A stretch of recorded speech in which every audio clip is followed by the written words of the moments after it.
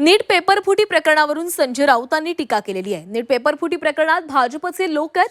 पेपरफुटी प्रकरणातील त्या लोकांची चौकशी करा अशी मागणी त्यांच्याकडून करण्यात आलेली आहे।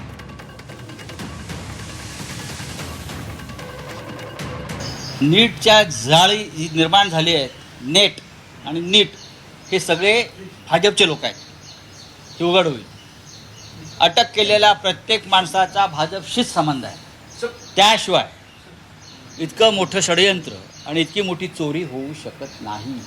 सगळ्या शैक्षणिक संस्था या देशातल्या या सध्या भाजपच्या ताब्यात आहे। UPSC असेल, नीट असेल, CET असेल, विद्यापीठे असतील, तिकडे भारतीय जनता पक्षाचीच माणसं आहेत। त्याच्यामुळे नीटचे पेपर जे फुटले त्याला भारतीय जनता पक्ष जबाबदार आहे।